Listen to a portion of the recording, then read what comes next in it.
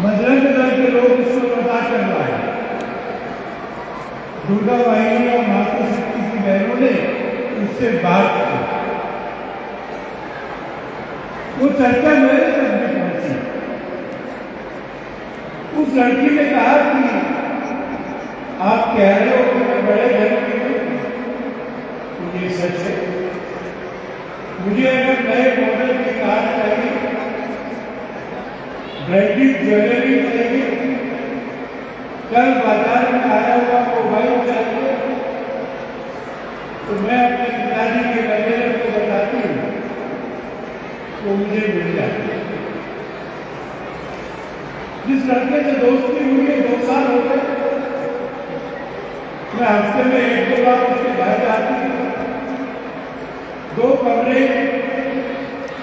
पीछे वाले कमरे में चूल्हे पर खाना बनता है, पास में एक गोली पड़ी रहती है, मैं बैठ जाती हूँ। और इन 2 सालों में मुझे उस लड़के की मां ने मुसलमान धर्म के बारे में बताया, हजरत मोहम्मद साहब के जीवन के बारे में बताया, जो युद्ध इस्लाम में लड़े वो बताए, कुरान की कहानियां बताई हैं। और इसलिए 100-150 बार ऐसा हुआ कि मुझे उस धर्म के बारे में सुनने को, जानकारी में आने को मिला और मैंने उसको समझ लिया। पर मैं 22 साल की हो गई, आज तक कभी एक बार भी 10 मिनट का समय भी मेरे मां ने, पिता ने, मेरे रिश्तेदारों ने, स्कूल के, कॉलेज के अध्यापकों ने, किसी ने भी कभी भी एक बार भी हिंदू धर्म के बारे में मुझे कुछ नहीं बताया। मैं इस्लाम जानती हूं, मैं हिंदू धर्म नहीं जानती, और इसलिए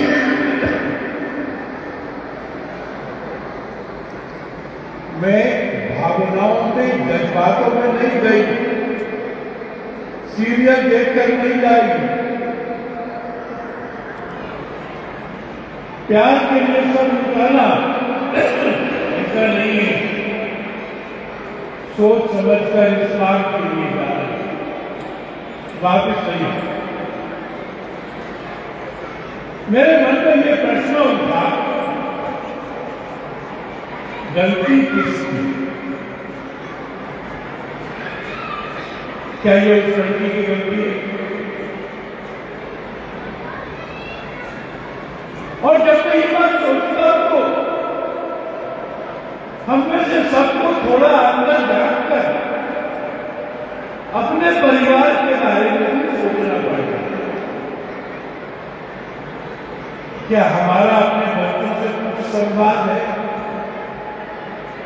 हम उनको सुविधाएं दे रहे, आराम दे रहे,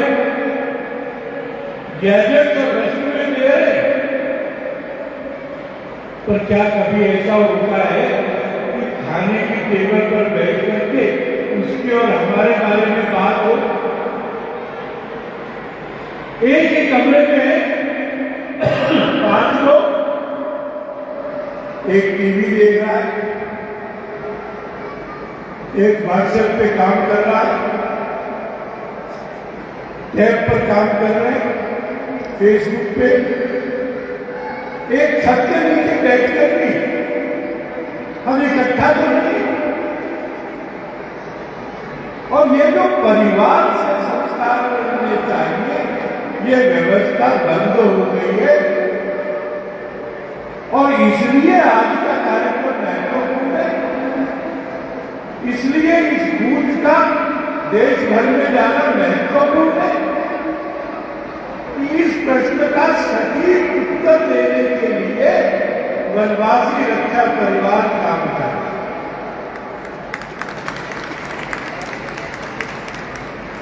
एक दैनिक संस्कार योजना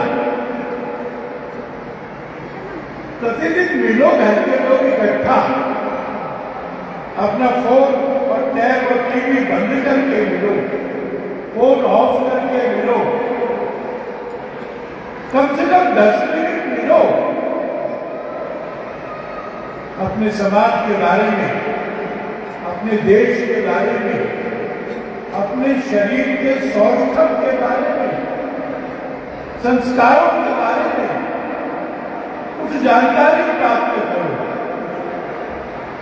केवल इसलिए हम हिंदू नहीं है कि हमारे माता पिता हिंदू नहीं है, हम हिंदू इसलिए हैं कि यह विश्व का सर्वश्रेष्ठ जीवन पद्धति सिखाने वाला धर्म है, और इसलिए मैं कामना करता हूं कि ये दैनिक संस्कार योजना घर के लोगों में सामूहिक एक परिवार होकर बैठना और जो कुछ भी प्रस्तावित किया गया है प्राणायाम ध्यान से लेकर के गीत तक पुस्तक पढ़ने तक, उसमें से अपने अपने घर के लिए चयन करें। पर ये काम पूरा तक पूरा नहीं होगा। बच्चों को घर से संस्कार मिले, वातावरण से भी मिले, इसलिए प्रतिभा विकास योजना एक शिक्षिका, उसी मोहल्ले की शिक्षिका, वेतन नहीं, एक थोड़ा मानधन, 25-30 बच्चे उनको आना, हफ्ते में 6 दिन आना, 2 घंटे के लिए आना, स्कूली पढ़ाई को पुष्ट करने के लिए उसमें वह शिक्षा भी दी जाएगी, पर बाकी भी किया जाएगा।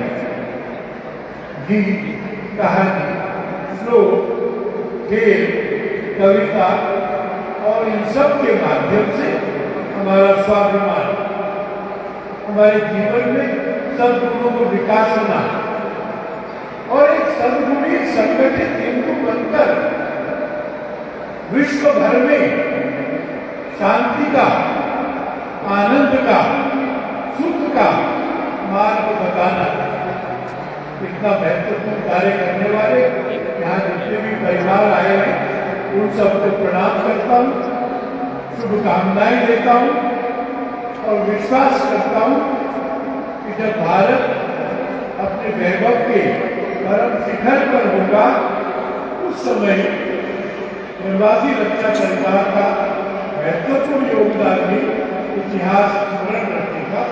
बहुत बहुत धन्यवाद।